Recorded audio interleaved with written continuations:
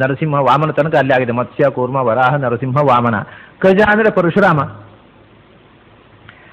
ಇನ್ನು ಕ ಅಂದರೆ ಕಶ್ಯಪ ಪ್ರಜಾಪತಿ ಅಂತ ಇಟ್ಕೊಂಡ್ರೆ ಕಜ ಅಂದರೆ ವಾಮನನೂ ಆಗ್ತಾನೆ. ಕಶ್ಯಪ ಆದಿತ್ಯರ ಮಗನಾಗಿ ಹುಟ್ಟಿದಂತಹ ವಾಮನನೂ ಆಗಬಹುದು. ತೂಣೀನಿಭ ಅಂತಂದ್ರೆ ಈಗ ನಾವು ಕಜ ಅಂದರೆ ಪರಶುರಾಮ ಆಯಿತು. ತೂಣೀನಿಭ ಅಂದರೆ ಬತ್ತಳಿಕೆಯನ್ನು ಬೆನ್ನಲ್ಲಿ ಹೊತ್ತು ಶೋಭಿಸುವವನು ಅಂತ ರಾಮಾವತಾರಕ್ಕೆ ಅವನು ಬಾಣಧಾರಿಯವನು. ತೂಣಿ ಅಂದರೆ ಬೆನ್ನಲ್ಲಿ ಬತ್ತಳಿಕೆ, ಕಾಡಿನಲ್ಲಿ ಹೋಗುವಾಗಲೂ ಅವನ ಕೈಯಲ್ಲಿ ಬತ್ತಳಿಗೆ ಬಾಣ ಬತ್ತಳಿಕೆ ತಪ್ಪಲಿಲ್ಲ.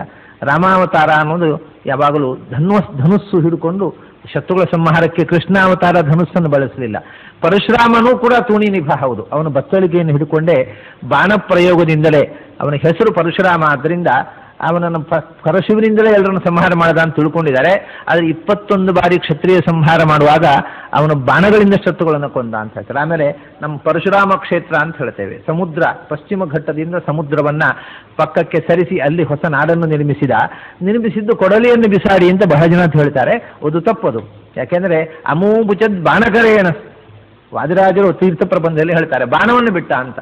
ಅದನ್ನ ಅವನು ಕೊಡಲಿ ಬಿಸಾಡಿದಲ್ಲ, ಬಾಣ ಬಿಸಾಡಿದ್ದು. ಬಾಣ ಬಿಸಾಡಿದ್ದು ಎಷ್ಟು ದೂರ ಹೋಯಿತು ಅಷ್ಟು ದೂರಕ್ಕೆ ಸಮುದ್ರ ಸರಿಯಿತು ಅಂತ.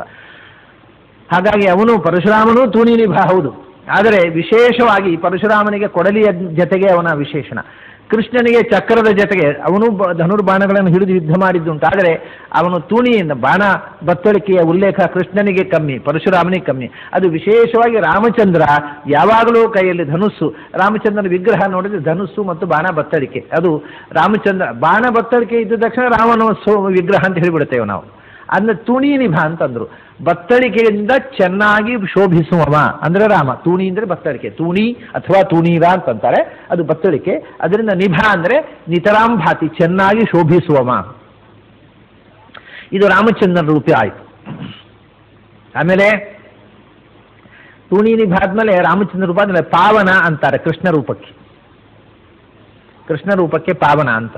ಯಾಕೆಂದ್ರೆ ಗಾಯತ್ರಿಯಲ್ಲಿ ಕೃಷ್ಣ ರೂಪಕ್ಕೆ ಇರತಕ್ಕಂಥ ಹೆಸರು ಯಹ ಅಂತ. ಧಿಯೋ ಯೋ ನ ಪ್ರಚೋದಯಾತ್.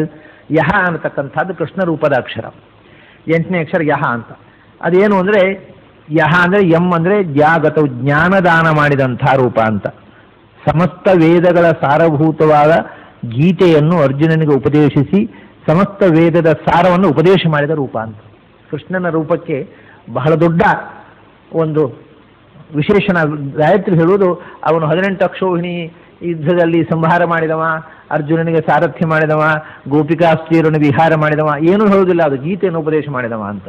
ಭಗವದ್ಗೀತೆಯನ್ನ ಜಗತ್ತಿಗೆ ನೀಡಿದವ, ಜ್ಞಾನದಾನ ಮಾಡಿದಂತಹ ರೂಪ ಅಂತ. ಅದನ್ನೇ ಇಲ್ಲಿ ಜ್ಞಾನ ಅನ್ನೋದು ನಹಿ ಜ್ಞಾನೇನ ಸದೃಶಂ ಪವಿತ್ರಂ ಹಿ ವಿದ್ಯತೆ. ಜ್ಞಾನಕ್ಕೆ ಸದೃಶವಾದ ಪವಿತ್ರ ಯಾವುದು ಅಂದ್ರೆ ಪವನ ಅಂತಂದ್ರೆ ಪವಿತ್ರ. ಆ ಪವಿತ್ರವಾಗಿರತಕ್ಕಂಥ ಜ್ಞಾನವನ್ನು ಕೊಟ್ಟವನು ಪಾವನ ಭಗವಂತ. ಅದು ಒಂದು. ಇನ್ನೊಂದು ಅರ್ಥದಲ್ಲೂ ಪಾವನ ಅವನು. ಪವನ ಅಂದರೆ ನಮ್ಮನ್ನು ಪವನಗೊಳಿಸುವಂತಹದ್ದು, ಅದನ್ನು ಕೊಟ್ಟವ. ಅಷ್ಟೇ ಅಲ್ಲ, ಪವನ ಅಂದರೆ ವಾಯು ಅಂದರೆ ಭೀಮಸೇನ. ಅವನಿಗೆ ಸಂಬಂಧಪಟ್ಟವರು ಭೀಮಸೇನನ ಬಂಧುಗಳು ಅಣ್ಣ ತಮ್ಮಂದಿರೆಲ್ಲ ಪಾವನರು. ಪವನನ ಸಂಬಂಧವುಳ್ಳವರು ಪಾವನರು. ಅಂದರೆ ಅಣ್ಣನಾಗಿ ಇರಬಹುದು, ತಮ್ಮನಾಗಿ ಇರಬಹುದು, ಯಾವ ರೀತಿಯಿಂದ ಅಂತೂ ಭೀಮಸೇನನ ಬಲ, ಭೀಮಸೇನನ ಬಂಧುಗಳು ಪವನನಿಗೆ ಸಂಬಂಧಪಟ್ಟವರು ಪಾವನರು. ಅವರನ್ನ ವೃಣೋತಿ ಸ್ವೀಕರಿಸುವ ಪಾವನವರ. ಹಾಗೂ ಇಟ್ಟುಕೊಳ್ಬಹುದು. ಪಾಂಡವರನ್ನ ಆತ್ಮೀಯರಾಗಿ ಸ್ವೀಕರಿಸಿ ಮಮ ಪ್ರಾಣಾಹಿ ಪಾಂಡವಾಹ, ಪಾಂಡವರೇ ನನ್ನ ಬಂಧುಗಳು, ನನ್ನ ಉಸಿರು ಪಾಂಡವರೆಂದರೆ ಅಂತ ಪಾಂಡವರ ಪಕ್ಷಪಾತಿಯಂತೆ ನಿಂತು ದುಷ್ಟ ಸಂಹಾರ ಮಾಡಿದವ. ಹಾಗೂ ಅರ್ಥ ಮಾಡಬಹುದು. ಪಾವನ ಇಷ್ಟೇ ಇಟ್ಟುಕೊಂಡು ಕೃಷ್ಣನ ವಿಶೇಷ ಮಾಡಬಹುದು, ಪಾವನವರ ಇಟ್ಟುಕೊಂಡು ಮಾಡಬಹುದು. ಆಮೇಲೆ ಬುದ್ಧ ರೂಪಕ್ಕೆ ಪಾವನವರ ಜಂಘ ಇಷ್ಟನ್ನು ಇಟ್ಟುಕೊಂಡು ಮಾಡಬಹುದು. ಪಾವನ ವರ ಜಂಘ. ಪಾವನ ಅಂದರೆ ಪವನನ ಸಂಬಂಧಿಗಳು, ಭೀಮಸೇನನ ಸಂಬಂಧಿಗಳು ಪಾಂಡವರು. ಅವರನ್ನ ವರಿಸಿದವರು ಅಂದ್ರೆ ಅವನ ಕಡೆಯಲ್ಲಿ ನಿಂತವರು ಪಾವನವರರು. ಅಂದರೆ ಪಾಂಡವ ಪಕ್ಷಪಾತಿಗಳು. ಅವರ ಕಡೆಗೆ ಇವನು ಜಂಘ ಅಂದರೆ ಗಮನ, ಜಘಿಗತವು ಅಂತ. ಅವರ ಕಡೆಗೆ ತಾನು ಅಂದ್ರೆ ಪಾಂಡವರ ಪಕ್ಷಪಾತಿಗಳಾಗಿ ಪಾಂಡವರ ಪಕ್ಷದಲ್ಲಿ ನಿಂತ ಸಜ್ಜನರ ಕಡೆಗೆ ತಾನು ಸಾಗಿದವ. ಪಾವನ ವರಜಂಘ. ಪಾವನ ಆಗಬಹುದು, ಪಾವನ ವರ ಆಗಬಹುದು, ಪಾವನ ವರಜಂಘ ಆಗಬಹುದು. ಪಾವನ ಅಂತ ಇಟ್ಕೊಂಡ್ರೆ ವರಜಂಘ ಮತ್ತು ಅಮಿತ ಶಕ್ತಿ ಅಂತ. ವರಜಂಘ ಅಂತಂದ್ರೆ ವರ ಅಂದ್ರೆ ಶ್ರೇಷ್ಠರಾದಂತಹ ದೇವತೆಗಳು, ಅವರಲ್ಲಿ ತಮ್ಮ ಜ್ಞಾನವನ್ನು ಕೊಟ್ಟವ. ಜಂಘ ಅಂದರೆ ಗತಿ, ಗತವು, ಗತಿ ಅಂದರೆ ಜ್ಞಾನ. ಶ್ರೇಷ್ಠರಾದ ದೇವತೆಗಳಿಗೆ ಅಪೂರ್ವವಾದ ಜ್ಞಾನವನ್ನು ಕೊಟ್ಟವ ವರಜಂಘ ಅಂದರೆ ಬುದ್ಧ. ಬುದ್ಧ ಅವನು ಶ್ರೇಷ್ಠವಾದ ಜ್ಞಾನವನ್ನು ಕೊಟ್ಟವ ದೇವತೆಗಳಿಗೆ. ಮನುಷ್ಯರಲ್ಲಿ ಅವನೇನು ಮಾಡಿದ ಅಂದರೆ ಅವನು ಅಜ್ಞಾನವನ್ನು ಕೊಟ್ಟ. ಆದರೆ ದೇವತೆಗಳಲ್ಲಿ ಜ್ಞಾನವನ್ನು ಕೊಟ್ಟ ರೂಪ ಅದು, ಮೋಹಕ ರೂಪ ಅದು. ಆಮೇಲೆ ಜಂಘ ಅನ್ನತಕ್ಕಂಥದ್ದು ಕೂಡ ಇನ್ನೊಂದು ರೀತಿಯಿಂದ ಕೃಷ್ಣನಿಗೆ ಅನ್ವಯವಾಗುವುದು. ಪಾವನ ಅಂತಂದರೆ, ಪಾವನವರ ಅಂತಂದರೆ ರಾಮನಿಗೂ ವಿಶೇಷಣ ಆಗಬಹುದು. ಪವನನ ರೂಪ ಅಂದರೆ, ಪಾವನ ಅಂತಂದರೆ ಪವನನ ರೂಪವಾಗಿರತಕ್ಕಂಥ ಆಂಜನೇಯ, ಅವನನ್ನು ವರಣ ಸ್ವೀಕಾರ ಮಾಡಿದವ ಪಾವನವರ. ಭೀಮನನ್ನು ಸ್ವೀಕಾರ ಮಾಡಿದ್ರಿಂದ ಕೃಷ್ಣ ಪಾವನವರ, ಹನುಮಂತನನ್ನು ಸ್ವೀಕಾರ ಮಾಡಿದ್ರಿಂದ ರಾಮಚಂದ್ರ ಪಾವನವರ. ಆಮೇಲೆ ಕೃಷ್ಣ ರೂಪದಲ್ಲಿ ಜಂಘ ಅನ್ನುವುದು, ಜಮ್ ಅಂದರೆ ತನ್ನ ದೇವಕಾರ್ಯ ಪೂರ್ಣೆಗೋಸ್ಕರ ಭೂಮಿಯಲ್ಲಿ ಜಾತವಾಗಿರತಕ್ಕಂಥ ಸಮಸ್ತವನ್ನು, ಯಾದವ ಕುಲವನ್ನು ಕೊನೆಗೆ ಘಾತಯತೀತಿ ಜಂಘ ಅಂತ ತಾನೇ ನಿಂತು ತನ್ನ ಮಕ್ಕಳು ಮೊಮ್ಮಕ್ಕಳು ಸಮಸ್ತ ಯಾದವ ಕುಲವನ್ನು ನಾಶ ಮಾಡಿ ತಾನು ಹೊರಟು ಹೋದ. ಹಾಗಾಗಿ ಕೃಷ್ಣ ರೂಪ ಜಂಘವೂ ಹೌದು. ಆಮೇಲೆ ಅಮಿತ ಶಕ್ತಿ ಎನ್ನುವಂಥದ್ದು ಕಲ್ಕಿಯನ್ನು ಹೇಳತಕ್ಕಂಥದ್ದು. ಯಾಕೆಂದರೆ ಪೂರ್ಣ ಶಕ್ತಿ ಆವಿರ್ಭಾವ ಮಾಡಿ ದುಷ್ಟರನ್ನು ಸಂಹಾರ ಮಾಡಿ ತರಿದು ಬರುವುದಕ್ಕೋಸ್ಕರ ಬಂದಿರತಕ್ಕಂಥ ರೂಪ, ಆದ್ದರಿಂದ ಅಮಿತ ಶಕ್ತಿ. ಆದರೆ ಬುದ್ಧ ರೂಪವನ್ನು ನಾವು ಅಮಿತ ಜಂಘ ಅನ್ನೋದು ಕೃಷ್ಣ ರೂಪಕ್ಕೆ ತಗೊಂಡು ಬಿಟ್ರೆ, ಅಮಿತ ಅನ್ನೋದು ಬುದ್ಧ, ಶಕ್ತಿ ಅನ್ನೋದು ಕಲ್ಕಿಯನ್ನು ಹೇಳ್ತದೆ. ಅಮ ಅಂದರೆ ಅಜ್ಞಾನ, ಅಮಿ ಅಂದರೆ ಅಜ್ಞಾನಿಗಳು. ಅವರಲ್ಲಿ ತತನಾದವ ಅಮಿತ. ಅಜ್ಞಾನಿಗಳಲ್ಲಿ ಅಜ್ಞಾನವನ್ನು ಮೂಡಿಸಿ ಮೋಹಕವಾಗಿರತಕ್ಕಂಥ ಶಾಸ್ತ್ರದ ಬೆಳವಣಿಗೆಗೆ ಕಾರಣನಾದವ. ಆದರೆ ದೇವತೆಗಳಲ್ಲಿ ವರವಾಗಿರತಕ್ಕಂಥ ಅಪೂರ್ವವಾಗಿರೋ ಶ್ರೇಷ್ಠವಾದ ಜ್ಞಾನವನ್ನು ಕೊಟ್ಟವ ಬುದ್ಧ. ಆಮೇಲೆ ಶಕ್ತಿ ಸ್ವರೂಪನಾಗಿ ಶತ್ರುಗಳ ಸಂಹಾರ ಮಾಡಿದವ ಕಲ್ಕಿ. ಹೀಗೆ 10 ರೂಪಗಳು ಈ ಪಾದದಲ್ಲಿ. ಕಜ, ತೂಣೀನಿಭ, ಪಾವನ, ವರಜಂಘಾಮಿತ ಶಕ್ತಿ ಅನ್ನುವಂಥದ್ದು ಬೇರೆ ಬೇರೆ ರೀತಿಯಿಂದ ವಿಭಾಗ ಮಾಡ್ತಾ ಪರಶುರಾಮ, ರಾಮ, ಕೃಷ್ಣ, ಬುದ್ಧ, ಕಲ್ಕಿ ಈ 5 ರೂಪಗಳನ್ನು ಹೇಳ್ತದೆ. ಸಮಷ್ಟಿಯಾಗಿ ಕಜತೂಣೀನಿಭ, ಪಾವನ, ವರಜಂಘ ಭಗವಂತನ ಮೊಣಗಾಲಿನ ವರ್ಣನೆ, ಪಾದ ಮತ್ತು ಮೊಣಗಾಲಿನ ವರ್ಣನೆ ಮಾಡುತ್ತೆ. ಕಜತೂಣೀನಿಭ ಪಾವನ ವರಜಂಘಾಮಿತ ಶಕ್ತಿ ಕರುಣಾಪೂರ್ಣ ವರಪ್ರದ ಚರಿತಂ ಜ್ಞಾಪಯ ಮೇತೆ. ಅದರ ಮುಂದೆ ಭಗವಂತ ಹುಟ್ಟಿರತಕ್ಕಂಥ ಪೀತಾಂಬರದ ವರ್ಣನೆ ಮುಂದೆ. ಅಸನೋತ್ಫುಲ್ಲ ಸುಪುಷ್ಪಕ ಸಮವರ್ಣ ವರ್ಣಂತೆ ಕರುಣಾಪೂರ್ಣ ವರಪ್ರದ ಚರಿತಂ ಜ್ಞಾಪಯ ಮೇತೆ. ಅಸನೋತ್ಫುಲ್ಲ ಸುಪುಷ್ಪಕ ಸಮವರ್ಣಾವರಣ, ಇಷ್ಟು ಒಂದು ಶಬ್ದ ಈಗ ಪ್ರಚಲಿತವಾದ ಅರ್ಥದಲ್ಲಿ. ಅಸನ ಅಂತಂದರೆ ಅದಕ್ಕೆ ಕನ್ನಡದಲ್ಲಿ ಏನು ಹೇಳ್ತಾರೆ ಅಂತ ನೋಡಬೇಕು, ನನಗೂ ನೆನಪಿಲ್ಲ. ಒಂದು ಜಾತಿಯ ಹಳದಿ ಬಣ್ಣದ ಹೂವು ಅಸನ ಅಂತಂದರೆ. ಅಸನ ಉತ್ಫುಲ್ಲ ಸುಪುಷ್ಪಕ, ಉತ್ಫುಲ್ಲ ಅಂದರೆ ಅರಳಿದ್ದು. ಅಂಥ ಹಳದಿ ಬಣ್ಣದ ಅರಳಿದ ಅಸನ ಕುಸುಮದ ಸಮವರ್ಣವಾದ ಆವರಣ. ಆವರಣ ಅಂದರೆ ಬಟ್ಟೆ, ಮೈ ಸುತ್ತಿದ್ದು ಅಂದರೆ ಪೀತಾಂಬರ. ಹಳದಿ ಬಣ್ಣ ಹೂವಿಗೆ ಸಮಾನವಾದ ವರ್ಣ ಅಂದರೆ ಪೀತವರ್ಣ. ಅಸನ ಅನ್ನುವ ಉತ್ಫುಲ್ಲ ಸುಪುಷ್ಪಕ ಅರಳಿದ ಹೂವು, ಅದಕ್ಕೆ ಸಮಾನವಾದ ವರ್ಣವುಳ್ಳ ಆವರಣವುಳ್ಳವ. ಅಂಥ ಪೀತಾಂಬರವನ್ನು ತೊಟ್ಟವ. ಪೀತಾಂಬರಧರ ಸಗ್ವಿ ಸಾಕ್ಷಾನ್ಮಥ ಮನ್ಮಥ ಮನ್ಮಥಃ ಅಂತ ಹೇಳ್ತೇವೆ. ಆ ಅರ್ಥದಲ್ಲಿ ಪೀತಾಂಬರ, ಶುಕ್ಲಾಂಬರ ಧರಂ ವಿಷ್ಣು ಅಂತ ಒಂದು ನಾವು ಜಪದಲ್ಲಿ ಹೇಳ್ತಕ್ಕಂಥ ಒಂದು ಮಂತ್ರ ಇದೆ. ಶುಕ್ಲಾಂಬರ ಧರಂ ವಿಷ್ಣು. ಅಲ್ಲಿ ಶುಕ್ಲ ಅಂದರೆ ಬಿಳಿ ಅಂತ ಅರ್ಥ ಅಲ್ಲ. ಶುಕ್ಲ ಅಂತ ಸಂಸ್ಕೃತದಲ್ಲಿ ಸ್ವಚ್ಛ ಅಂತ ಅರ್ಥ. ಯಾವುದೇ ಬಿಳಿ ಬಟ್ಟೆಯು ಕೊಳಕಾದರೆ ಶುಕ್ಲಾಂಬರ ಆಗುವುದಿಲ್ಲ. ಶುಕ್ಲ ಅಂದರೆ ಸ್ವಚ್ಛ, ನಿರ್ಮಲವಾದ ಅಂತ ಅರ್ಥ. ನಿರ್ಮಲವಾದ ಪೀತಾಂಬರವೂ ಶುಕ್ಲಾಂಬರ, ನಿರ್ಮಲವಲ್ಲದ ಶುಕ್ಲಾಂಬರವೂ ಶುಕ್ಲಾಂಬರ ಅಲ್ಲ. ಅಂದರೆ ಶುಕ್ಲ ಅಂತಂದರೆ ಮುಖ್ಯವಾಗಿ ಸ್ವಚ್ಛವಾದ ಬಟ್ಟೆ ಅಂತ ಅರ್ಥ. ಹಾಗೇನು ಪೀತಾಂಬರಧರ ಅಂದರೆ ಅಸನ ಉತ್ಫುಲ್ಲ ಸುಪುಷ್ಪಕ. ಅಸನ ಅನ್ನುವ ಹೆಸರಿನ ಉತ್ಫುಲ್ಲ ಅಂದರೆ ಪೂರ್ಣವಾಗಿ ಅರಳಿದ, ಸುಪುಷ್ಪಕ ಅಂದರೆ ಸುಂದರವಾದ ಹೂವು, ಅದಕ್ಕೆ ಸಮವಾದ ಬಣ್ಣ ಅಂದರೆ ಹಳದಿ ಬಣ್ಣ ಪೀತವರ್ಣ ಉಳ್ಳ ಆವರಣ, ಬಟ್ಟೆ ಉಳ್ಳವ. ಅಸನೋತ್ಫುಲ್ಲ ಸುಪುಷ್ಪಕ ಸಮವರ್ಣಾವರಣ. ಆಮೇಲೆ ಅಂತೆ ಅಂದರೆ ಅಂತಿಕದಲ್ಲಿ ಇರುವವನೇ, ಹತ್ತಿರಕ್ಕಿಂತ ಹತ್ತಿರದವನೇ, ನನ್ನ ತೀರಾ ಹತ್ತಿರದಲ್ಲಿ ಇರುವವನೇ, ನನ್ನ ಒಳಗೇ ಇರುವವನೇ. ತದೇವ ಅಂತಿಕಾತ್ ಅಂತ ಹೇಳ್ತಾನೆ. ನನ್ನ ಅಂತಿಕದಲ್ಲಿ, ನನ್ನ ತೀರಾ ಸಮೀಪದಲ್ಲಿ, ನನ್ನ ಹೃದಯದೊಳಗೆ ನನ್ನ ಅಂತರ್ಯಾಮಿಯಾಗಿ ನನ್ನ ಬಿಂಬರೂಪವಾಗಿ ಇರುವವನೇ ಅಂತ. ಇದು ಸ್ವರೂಪದ ವರ್ಣನೆ ಆಯ್ತು. ಈಗ ಬಟ್ಟೆಯ ವರ್ಣನೆ. ಇದರಲ್ಲಿ ಅಸನ ಉತ್ಫುಲ್ಲ ಸುಪುಷ್ಪಕ ಸಮವರ್ಣ, ಆವರಣ ಅಂತೆ ಅಂತ. ಆವರಣ ಅಂತೆ ಅಸನ, ಆವರಣ ಅಂತೆ ನಮ್ಮ ಸಂಸಾರದ ಈ ಅಜ್ಞಾನದ ಆವರಣ, ಲಿಂಗದೇಹದ ಆವರಣ, ಸ್ವರೂಪಾಚ್ಛಾದಿಕ ಪರಮಾಚ್ಛಾದಿಕ ಈ ಆವರಣಗಳ ಅಂತೆ ನಾಶವಾದಾಗ ನೀನೇನು ಮಾಡ್ತೀಯ? ಆವರಣ ಅಂತೆಯೇ ಸಂಸಾರದ ಆವರಣ ಪರೆ ಸರಿದು ಹೋದಾಗ ಅಸನ, ನಮ್ಮ ಸಂಸಾರ ದುಃಖವನ್ನು ನಿರಾಸ ಮಾಡತಕ್ಕವನು ನೀನು. ಮತ್ತೆ ಉತ್ಫುಲ್ಲ ಸುಪುಷ್ಪಕ ಸಮವರ್ಣ, ಉತ್ಫುಲ್ಲ ಸುಪುಷ್ಪಕ ಸಮವರ್ಣ, ಅರಳಿದ ಹೂ. ಅದಕ್ಕೆ ಯಾವ ಹೂ ಅಂತ ಹೇಳಲಿಲ್ಲ ಅವರು, ಅಸನ ಅಂತ ಅನ್ನೋದಕ್ಕೆ ಬೇರೆ ಅರ್ಥ ಮಾಡಿವು. ಅಂದರೆ ಉತ್ಫುಲ್ಲವಾದ ಅರಳಿದ ಹೂ ಅಂದರೆ ನೈದಿಲೆ. ನೈದಿಲೆ ಅಂದರೆ ನೀಲ ತಾವರೆ, ಕನ್ನೈದಿಲೆ ಅಂತ. ಆ ನೀಲ ತಾವರೆ ಹೂವಿನಂತೆ ಸಮವರ್ಣ ಬಣ್ಣವುಳ್ಳ ಅಂದರೆ ನೀಲೋತ್ಪಲದಲ ಶ್ಯಾಮ ಅಂತ, ಕೃಷ್ಣನನ್ನ ನೀಲೋತ್ಪಲದಲ ಶ್ಯಾಮ ಅಂತ. ಉತ್ಪಲ ಅಂದರೆ ನೈದಿಲೆ, ಅರಳಿದ ಉತ್ಫುಲ್ಲ ಸುಪುಷ್ಪಕ ಅರಳಿದ ನೈದಿಲೆ ಹೂವಿನಂತೆ ಅದಕ್ಕೆ ಸಮಾನವಾದ ನೀಲವರ್ಣ ಉಳ್ಳವನೇ. ಉತ್ಫುಲ್ಲ ಸುಪುಷ್ಪಕ ಸಮವರ್ಣ, ಆಗ ಹಳದಿ ಬಣ್ಣ ಇದ್ದದ್ದು ಹೋಗಿ ಈಗ ನೀಲವರ್ಣ ಆಯ್ತು, ಯಾಕಂದ್ರೆ ಅಸನ ಅನ್ನೋದು ಬೇರೆ ಶಬ್ದ ಆಗೋಯ್ತು. ಉತ್ಫುಲ್ಲ ಸುಪುಷ್ಪಕ ಸಮವರ್ಣ ಆವರಣ, ಆವರಣ ಅಂತೆ ಎನ್ನುವುದು ಸಂಸಾರದ ಆವರಣವನ್ನು ಕಳಚಿಕೊಂಡ ಮೇಲೆ ಅಸನ, ಸಂಸಾರದಿಂದ ನಿರಸನ ಮಾಡಿ ಮೋಕ್ಷವನ್ನು ಕೊಡ್ತಕ್ಕವ, ನಮ್ಮ ದುಃಖವನ್ನು ಅಸನ ನಿರಸನ ಮಾಡತಕ್ಕವ. ಹೀಗೆ ಅಸನ ಉತ್ಫುಲ್ಲ ಸುಪುಷ್ಪಕ ಸಮವರ್ಣ ಆವರಣ ಅಂತೆ ಅನ್ನೋದು ಬೇರೆ ರೀತಿಯಿಂದ ಪದಚ್ಛೇದ. ಹಾಗೆ ಈ ರೀತಿಯಿಂದ ಭಗವಂತನ ಮೈಯ ಬಣ್ಣವೂ ಆಯಿತು, ಭಗವಂತನ ಬಟ್ಟೆಯ ಬಣ್ಣವನ್ನು ಹೇಳಿದಾಗಾಯ್ತು. ಎರಡು ವಿಧದ ವರ್ಣನೆಯು ಈ ಮಾತಿನಲ್ಲಿ ಸೇರಿತು. ಈಗ ಕರುಣಾಪೂರ್ಣ ವರಪ್ರದ ಚರಿತಂಜಾಪಯಮೇತಿ. ಆಮೇಲೆ ಆ ಬಟ್ಟೆ ತೊಟ್ಟಿದ್ದಾನೆ, ತೊಟ್ಟು ಕೂತಿದ್ದಾನೆ. ಭಗವಂತನ ತೊಡೆ, ಈಗ ಕಾಲ ಮೊಣಗಾಲು ಹೇಳಿದ್ದಾರೆ, ಇನ್ನು ತೊಡೆಗೆ ಬರಬೇಕು. ತೊಡೆಯ ಮೇಲೆ ಬಟ್ಟೆ ಪೀತಾಂಬರ ಸುತ್ತಿದೆ, ಅದರ ಮೇಲೆ ಏನಿದೆ ಅಂದರೆ ಇಭಹಸ್ತ ಪ್ರಭಶೋಭನ ಪರಮೋರು ಸ್ಥರಮಾಳೆ ಎಂದರು. ಇಭಹಸ್ತ ಪ್ರಭಶೋಭನ ಪರಮೋರು ಸ್ಥರಮಾಳೆ, ಇಡೀ ಒಂದೇ ಶಬ್ದ ಇದು. ಆಮೇಲೆ ಅದನ್ನು ಒಡೆದು ನೋಡೋಣ. ಮೇಲೆ ಇಭಹಸ್ತ ಪ್ರಭ, ಇಭ ಅಂದರೆ ಆನೆ, ಇಭಹಸ್ತ ಅಂದರೆ ಆನೆಯ ಕೈ ಅಂದರೆ ಸೊಂಡಿಲು, ಅದರ ಪ್ರಭಾ ಅಂದರೆ ಅದರಂತೆ ಶೋಭಿಸುವ, ಅದಕ್ಕೆ ಸಮಾನವಾಗಿ ಶೋಭಿಸುವ ತೊಡೆ.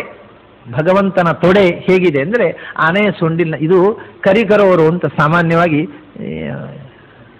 ಸಂಸ್ಕೃತದಲ್ಲಿ ಸೌಂದರ್ಯದ ವರ್ಣನೆ ಮಾಡುವಾಗ ತೊಡೆ ಆನೆಯ ಸೊಂಡಿಲಿನಂತೆ ಇದೆ ಅಂತ ಅಂತಕ್ಕಂಥ, ಅಂದರೆ ಆನೆಯ ಸೊಂಡಿಲಿನಂತೆ ವೃತ್ತಾಕಾರವಾಗಿ ಅದು ಪ್ರಪೋರ್ಷನೇಟ್ ಆಗಿ ಪ್ರಮಾಣಬದ್ಧವಾಗಿದೆ ಅನ್ನೋದಕ್ಕೋಸ್ಕರ ಕರಿಕರದಂತೆ ಊರು ಇದೆ ಅಂತ ಅನ್ನುವಂಥದ್ದು ಸಂಸ್ಕೃತದಲ್ಲಿ ಲಕ್ಷಣಶಾಸ್ತ್ರದಲ್ಲಿ ಪ್ರಸಿದ್ಧವಾದ ಮಾತು. ಅದನ್ನೇ ಆಚಾರ್ಯ ಹೇಳ್ತಾರೆ, ಹಸ್ತ ಪ್ರಭ ಶೋಭನ ಅಂದರೆ ಇಭದ ಹಸ್ತ, ಆನೆಯ ಕೈ, ಆನೆಯ ಕೈ ಅಂದರೆ ಸೊಂಡಿಲು, ಅದರಂತೆ ಬೆಳಗುವ ಶೋಭನ ಸುಂದರವಾದ ವರ ಇಭಹಸ್ತ ಪ್ರಭಶೋಭನ ಪರಮ ಊರು, ಶ್ರೇಷ್ಠವಾದ ತೊಡೆ.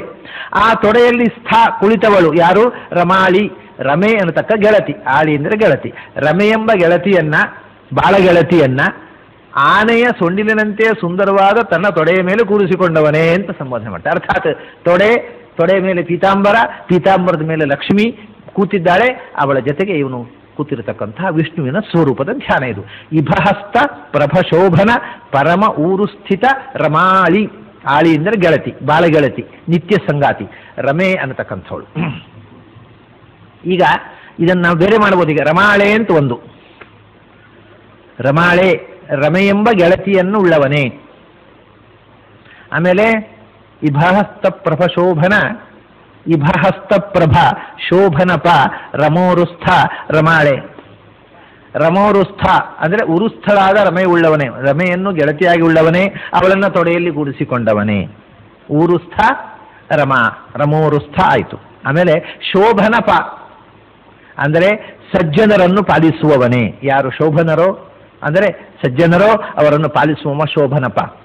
ಆಮೇಲೆ ಇಭಹಸ್ತ ಪ್ರಭ, ಇಭ ಅಂದರೆ ಈ ಅಂದರೆ ಜ್ಞಾನ, ಭ ಅಂದರೆ ಆನಂದ ಸಂಸ್ಕೃತದಲ್ಲಿ. ಇಣಗತವು ಭ ಆನಂದೇ ಅಂತ ಧಾತು. ಈ ಅಂದರೆ ಜ್ಞಾನ, ಭ ಅಂದರೆ ಆನಂದ. ಈ ಭ ಅಂದರೆ ಜ್ಞಾನಾನಂದಮಯವಾದ ಹಸ್ತಗಳು, ಭಗವಂತನ ಹಸ್ತಗಳು 4 ಚತುರ್ಭುಜಗಳು ಜ್ಞಾನಾನಂದಮಯವಾದವುಗಳು. ಆದ್ದರಿಂದಲೇ ಅವು ಪ್ರಭಾ ಪ್ರಕರ್ಷೇಣ ಭಾಂತಿ, ಜ್ಞಾನಾನಂದಮಯವಾಗಿ ಭಕ್ತನಿಗೆ ಅಭೀಷ್ಟವನ್ನು ಕೊಡ್ತಾ ಬೆಳಗತಕ್ಕಂಥ 4 ಹಸ್ತಗಳುಳ್ಳವ. ಇದು ಮತ್ತೆ ಭಗವಂತನ ಹಸ್ತದ ವರ್ಣನೆ ಆಯ್ತಲ್ಲ, ಈ ಹಸ್ತ ಪ್ರಭ. ಶೋಭನಪ ಆ 4 ಕೈಗಳಿಂದ ಸಜ್ಜನರನ್ನು ಪಾಲಿಸುವವ. ಯಾಕೆ 4 ಕೈಗಳು? ಯಾಕೆ 4 ಕೈಗಳೇ ಧರ್ಮ ಅರ್ಥ ಕಾಮ ಮೋಕ್ಷ. ಸಜ್ಜನರ ಧರ್ಮಾರ್ಥ ಕಾಮ ಮೋಕ್ಷಗಳನ್ನು ಈಡೇರಿಸುತ್ತಾ ಸಜ್ಜನರನ್ನು ಪಾಲಿಸುವಂಥ 4 ಕೈಗಳುಳ್ಳವ. ಹಾಗೆಯೇ ರಮೋರುಸ್ಥ, ರಮೆಯನ್ನು ತೊಡೆಯಲ್ಲಿ ಕೂರಿಸಿಕೊಂಡವ. ಆಮೇಲೆ ರಮಾಳೆ, ರಮೋರುಸ್ಥಾ ಅನ್ನುವಲ್ಲಿ ಇನ್ನೊಂದು ರೀತಿಯ ಅರ್ಥ ಮಾಡ್ಬೋದು. ರಮೆಗೆ ಉರುಸ್ಥಾನವಾದವ ಅಂದರೆ ಶ್ರೀವತ್ಸ. ರಮೆಯ ಶ್ರೀವತ್ಸೆಯಲ್ಲಿ ರಮ ಇದ್ದಾಳೆ. ಉರುಸ್ಥಾನ ಉತ್ಕೃಷ್ಟವಾದ ಹೃದಯದಲ್ಲಿ ರಮೆಗೆ ಸ್ಥಾನವನ್ನು ಕೊಟ್ಟವ ಮತ್ತು ತೊಡೆಯಲ್ಲಿ ರಮೆಯನ್ನು ಕೂಡಿಸಿಕೊಂಡವ ರಮಾರಿ. ಹೀಗೆ ಆ ಪದಗಳನ್ನು ಬೇರೆ ಬೇರೆ ರೀತಿಯ ಪದಚ್ಛೇದದಿಂದ ಬೇರೆ ಬೇರೆ ಅನುಸಂಧಾನ ಮಾಡಲಿಕ್ಕೆ ಅನುಕೂಲವಾಗಿದೆ. ಇಭಹಸ್ತ ಪ್ರಭಶೋಭನ ಪರಮೋರುಸ್ಥ ರಮಾಳೇ ಕರುಣಾಪೂರ್ಣ ವರಪ್ರದ ಚರಿತಂ ಜ್ಞಾಪಯಮೇತೆ. ಜಗದಾಗೂಹಕ ಪಲ್ಲವ ಸಮಕುಕ್ಷೇ ಶರಣಾದೆ ಕರುಣಾಪೂರ್ಣ ವರಪ್ರದ ಚರಿತಂ ಜ್ಞಾಪಯಮೇತೆ. ಜಗದಾಗೂಹಕ ಪಲ್ಲವ ಸಮಕುಕ್ಷೇ, ಇಲ್ಲಿ ತನಕ ಪ್ರಸಿದ್ಧವಾದ ಅರ್ಥದಲ್ಲಿ ಒಂದೇ ಶಬ್ದ. ಜಗದಾಗೂಹಕ ಪಲ್ಲವ ಸಮಕುಕ್ಷೇ, ಜಗತ್ತನ್ನು ಅಡಗಿಸಿ ಇಟ್ಟುಕೊಂಡ, ಆಗೂಹನ ಅಂದರೆ ಅಡಗಿಸಿಡುವುದು, ಜಗತ್ತನ್ನು ಅಡಗಿಸಿ ಇಡಬಲ್ಲಂಥ ಕುಕ್ಷಿ. ಯಾಕೆಂದರೆ ತಸ್ಯ ಉದರಸ್ಥ ಜಗತಃ ಸದಮಂದ ಸಾಂದ್ರ ಸ್ವಾನಂದ ತುಷ್ಟ ವಪುಷೋಭಿ ರಮಾರಮಸ್ಯ. ಭಗವಂತ ಪ್ರಳಯ ಕಾಲದಲ್ಲಿ ಇಡೀ ವಿಶ್ವವನ್ನು ತನ್ನ ಒಡಲಲ್ಲೇ ಅಡಗಿಸಿಟ್ಟುಕೊಂಡ ಅಂತ ಹೇಳ್ತಾರೆ. ಹಾಗಾಗಿ ಭಗವಂತನ ಒಡಲು ಜಗತ್ತನ್ನು ಅಡಗಿಸಿಡುವ ತಾಣ. ಆ ಕುಕ್ಷಿ, ಕುಕ್ಷಿ ಅಂದರೆ ಒಡಲು, ಹೊಟ್ಟೆ, ಸ್ಟಮಕ್. ಆಗೂಹಕ ಇಡೀ ವಿಶ್ವವನ್ನು ಪ್ರಳಯ ಕಾಲದಲ್ಲಿ ಅಡಗಿಸಿ ಇಟ್ಟುಕೊಳ್ಳುವ ತಾಣವಾದ ಕುಕ್ಷಿ ಉಳ್ಳವ. ಎಂಥ ಹೊಟ್ಟೆ ಅದು ಅಂದರೆ ಇಡೀ ವಿಶ್ವವನ್ನು ಹೊತ್ತುಕೊಳ್ಳುವ ಹೊಟ್ಟೆ ಅಂದರೆ ಏನೋ ಭಯಾನಕವಾಗಿರಬೇಕಲ್ಲ. ಅದು ವಿಶ್ವಂಭರ. ವಿಶ್ವಂಭರ ಅಂದರೆ ಅದು ಇಡೀ ವಿಶ್ವ ಅದರೊಳಗೆ ಹೋಗಬೇಕಾಗಿದ್ದರೆ ಅದು ಎಷ್ಟು ನೋಡುವುದಕ್ಕೆ ಅಸಹ್ಯವಾಗಿರಬೇಕು. ಅದು ಅಂದರೆ ಪಲ್ಲವ ಸಮ ಕುಕ್ಷೆ. ಜಗದಾಗೂಹಕ ಪಲ್ಲವ ಸಮ ಕುಕ್ಷೆ. ಪಲ್ಲವ ಅಂದರೆ ಚಿಗುರೆಲೆ. ಚಿಗುರೆಲೆಯಂತೆ ನಸೆಯಾದ ಅತ್ಯಂತ ತೆಳುವಾದ, ಎರಡರ್ಥ, ನಸೆ ಮತ್ತು ತೆಳು. ಹೊಟ್ಟೆ ಎಷ್ಟು ತೆಳ್ಳಗಿತ್ತು ಅಷ್ಟು ಲಕ್ಷಣ ಅಂತ ಶಾಸ್ತ್ರಕಾರ ಪ್ರಕಾರ. ಅದು ಶಾಸ್ತ್ರಕಾರ ಹೇಳಬೇಕು, ನಮಗೂ ಹೊಟ್ಟೆ ದೊಡ್ಡದಾದಾಗ ಅಸಹ್ಯ ಕಾಣುತ್ತೆ. ಅಂದ್ರೆ ಹೊಟ್ಟೆ ಎಷ್ಟು ತೆಳ್ಳಗಿತ್ತೋ ಅಷ್ಟು ಲಕ್ಷಣ ಯಾರಿಗೇ ಆದರೂ. ಅಂದ ಪಲ್ಲವ ಸಮ ಅಂದರೆ ಚಿಗುರೆಲೆಯಂತೆ ನಸೆಯಾದ ತೆಳ್ಳಗಿನ ಹೊಟ್ಟೆ ಇಡೀ ವಿಶ್ವ ಒಳಗಿದೆ. ಆದರೆ ಹೊಟ್ಟೆ ಇನ್ನು ಊಟವೇ ಮಾಡಿದವರ ಹಾಗೆ ತೆಳ್ಳಗಿದೆ. ಹಿಂದಿನ ಸ್ವರೂಪವನ್ನು ಅನಂತ ಅಂತವದಿಯೋ ಭುಜಯವರಂತರ ಮುಂದೆ ಇಡೀ ಅಂತವೇ ಇಲ್ಲ, ತುದಿ ಮೊದಲಿಲ್ಲದ ಹೃದಯ ಅವನ ಎದೆ, ಆದರೂ ಅದು ಶಾಂತವೋ ಎನ್ನುವಂತೆ ಎರಡು ತೋಳುಗಳ ಮಧ್ಯೆಯಲ್ಲಿ ಕೂತಿದೆ ಅಂತ ಹೇಳಿದ್ರೆ ಹಾಗೆ ಇಡೀ ವಿಶ್ವವನ್ನು ತುಂಬಿದೆ. ಆದರೆ ಅತ್ಯಂತ ತೆಳ್ಳಗಿದೆ, ಅತ್ಯಂತ ನಮುರಾಗಿದೆ, ಚಿಗುರೆಲೆಯಂತೆ ಇದೆ. ಜಗದಾಗೂಹಕ ಪಲ್ಲವ ಸಮಕುಕ್ಷೇ. ಆಮೇಲೆ ಶರಣಾದೆ. ಯಾರು ಶರಣರು ಅಂತ ಇದ್ದಾರೆ ನಮಗೆ ಅಂದರೆ ನಮಗೆ ಆಶ್ರಯವನ್ನು ಕೊಡ್ತಕ್ಕವರು ನಮ್ಮ ರಕ್ಷಕರು, ಅವರಿಗೆಲ್ಲ ಆದಿ ಮೊದಲಿಗ ಕಾರಣಭೂತ. ಶರಣಗಳಿಗೆ ಶರಣ, ಆಮೇಲೆ ಆಶ್ರಯಗಳಿಗೆ ಆಶ್ರಯ, ಕಾರಣಗಳಿಗೆ ಕಾರಣ ಅಂತ ಅರ್ಥ. ರಕ್ಷಕರಿಗೆ ರಕ್ಷಕ ಅಂತ. ಅಥವಾ ಶರಣ ಮತ್ತು ಆದೆ ಎರಡು ವಿಶೇಷಣ. ನೀನು ಎಲ್ಲರಿಗೂ ಆಶ್ರಯ, ನೀನು ಎಲ್ಲರಿಗೂ ಆದಿ, ಮೊದಲಿರುವ ಮೊದಲಿಗ ಮತ್ತು ಕಾರಣ. ಅಥವಾ ಶರಣಾದೆ ಎನ್ನುವುದನ್ನು, ಆದೆ ಎನ್ನುವುದನ್ನು ಅಶರಣಾದೆ ಅಂತ ಪದಚ್ಛೇದ ಕೂಡ ಮಾಡಬಹುದು. ಅಶರಣರು ಅಂದರೆ ಜಗತ್ತಿಗೆ ರಕ್ಷಣೆ ಕೊಡದೇ ಇರತಕ್ಕ ಜಗತ್ತಿನ ಸಂಹಾರ ಶಕ್ತಿಗಳು. ಶರಣರು ಅಂದರೆ ರಕ್ಷಕರು, ಅಶರಣರು ಅಂದರೆ ಜಗತ್ತನ್ನು ಸಂಹಾರ ಮಾಡತಕ್ಕಂತಹ ದುಷ್ಟಶಕ್ತಿಗಳು. ಅವರನ್ನ ಆದಿ ಅಂದರೆ ಸಂಹಾರ ಮಾಡತಕ್ಕವ. ಅಶರಣಾದೆ ಜಗತ್ತಿಗೆ ರಕ್ಷಣೆಯನ್ನು ನೀಡದ ರಾಕ್ಷಸೀ ಶಕ್ತಿಗೆ, ಅಸುರರಿಗೆ, ರಾಕ್ಷಸರಿಗೆ, ದೈತ್ಯರಿಗೆ ಆದಿ ಸಂಹಾರಕ. ಆದಿ ಅಂದರೆ ಅತೀದಿ ಆದಿಹಿ ಅಂತ, ಸಂಹಾರ ಮಾಡ್ತಕ್ಕವ, ನಾಶ ಮಾಡ್ತಕ್ಕವ. ನೀನು ಶರಣರಿಗೆ ಆದಿ, ಅಶರಣರಿಗೂ ಆದಿ. ಶರಣರಿಗೆ ಆದಿ ಅಂದರೆ ರಕ್ಷಕರಿಗೆ ರಕ್ಷಕ, ಮೊದಲಿಗ. ಅಶರಣರು ಅಂದರೆ ಸಂಹಾರ ಮಾಡ್ತಕ್ಕ ಶಕ್ತಿಗಳಿಗೆ ಆದಿ ಅಂದರೆ ಸಂಹಾರಕ. ನೀನು ಶರಣ, ನೀನು ಆದಿ, ನೀನು ಶರಣಾದಿ, ನೀನು ಅಶರಣಾದಿ. ಆಮೇಲೆ ಜಗದಾಗೂಹಕ ಪಲ್ಲವ ಸಮಕುಕ್ಷೇ. ಜಗದಾಗೂಹಕ ಪಲ್ಲವ ಸಮಕುಕ್ಷೆ, ಹೀಗೆ ಎರಡು ಬೇರೆ ಬೇರೆ ವಿಶೇಷ ಮಾಡ್ಬೋದು. ಈಗ ಇಡೀ ಜಗತ್ತನ್ನು ಆಗೂಹನ ಅಂದರೆ ಅಡಗಿಸಿಟ್ಟುಕೊಂಡವನೇ ನಿನ್ನೊಳಗೆ, ನನ್ನ ಜಗತ್ತಿನ ಹೊರಗೆ ತುಂಬಿ ವ್ಯಾಪಿಸಿ ನಿನ್ನೊಳಗೆ ಜಗತ್ತನ್ನು ಉದುಗಿಸಿ ಕುಟ್ಟುಕೊಂಡವನೇ. ಪಲ್ಲವ ಸಮಕುಕ್ಷೆ ಚಿಗುರಲೆಯಂತೆ ಸುಂದರವಾದಂಥ ಉದರವುಳ್ಳವನೇ. ಜಗದಾಗೂಹಕ ಪಲ್ಲವ ಇಲ್ಲಿ ತನಕ ಒಂದು. ಸಮಕುಕ್ಷೆ, ಸಮಕುಕ್ಷೆ ಅಂದರೆ ಪ್ರಮಾಣಬದ್ಧವಾದ ಹೊಟ್ಟೆ ಉಳ್ಳವನು ಅಂತ. ಸಮ ಅಂದರೆ ಪ್ರಮಾಣಬದ್ಧ ಅಂತ ಅರ್ಥ. ಪ್ರಮಾಣಬದ್ಧವಾದ ಹೊಟ್ಟೆ ಉಳ್ಳವನು ಸಮಕುಕ್ಷಿ. ಭಗವಂತ ಎಂತಂದರೆ ಜಗದಾಗೂಹಕ ಪಲ್ಲವ, ಜಗತ್ತನ್ನ ಮುಚ್ಚಿಡುವ ಪಾದದ ಒಂದು ಲವ ಅಂದರೆ ಏಕದೇಶ. ಇಡೀ ವಿಶ್ವ ನಿನ್ನ ಪಾದದ ಏಕದೇಶದಲ್ಲಿ ಮುಚ್ಚಿದೆ ಅಂತ ಇನ್ನೊಂದು ರೀತಿ. ಅದು ಯಾವುದಂದ್ರೆ ಇದಂ ವಿಷ್ಣು ವಿಚಕ್ರಮೇ ತ್ರೈಧಾ ನಿದಧೇ ಪದಂ ಸಮೂಢಮಸ್ಯ ಪಾಂಸುರೆ, ಸಮೂಢಮಸ್ಯ ಪಾಂಸುರೆ.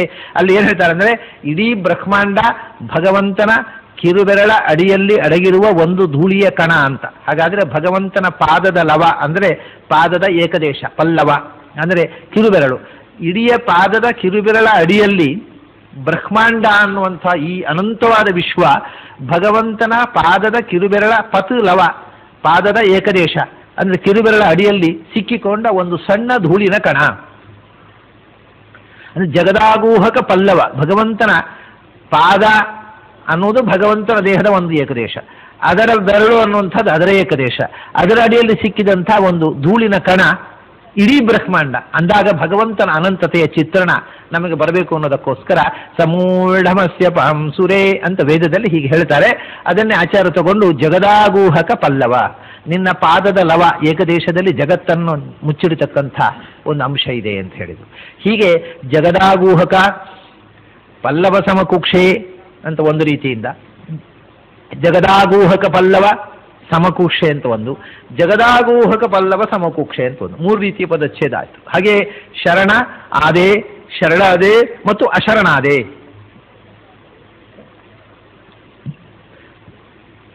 ಕರುಣಾಪೂರ್ಣವರ ಪ್ರದ ಚರಿತಂ ಜ್ಞಾಪಯಮೇತೆ ಜಗದಂಬಾಮಲ ಸುಂದರಿ ಗೃಹವಕ್ಷೋವರ ಯೋಗಿನ್ ಕರುಣಾಪೂರ್ಣವರ ಪ್ರದ ಚರಿತಂ ಜ್ಞಾಪಯಮೇತೆ. ಈಗ ಹೃದಯ ಹೊಟ್ಟೆಯ ವರ್ಣನೆ ಆದಮೇಲೆ ಭಗವಂತನ ಎದೆಯ ವರ್ಣನೆ ಮಾಡ್ತಾರೆ. ಜಗದಂಬಾಮಲ ಸುಂದರಿ ವರ ವಕ್ಷೋ ಗೃಹವಕ್ಷೋವರ ಯೋಗಿನ್. ಈಗ ಪ್ರಚಲಿತವಾದಂಥ ಪಾಠ ಜಗದಂಬಾಮಲ ಸುಂದರ ಗೃಹವಕ್ಷೋವರ ಯೋಗಿನ್ ಅಂತ ಈಗ ಇರುವಂಥದ್ದು. ಆದರೆ ಹೃಷಿಕೇಶ ತೀರ್ಥರು ಸ್ಪಷ್ಟವಾಗಿ ಸುಂದರಿ ಅಂತ ಬರೆದಿದ್ದಾರೆ.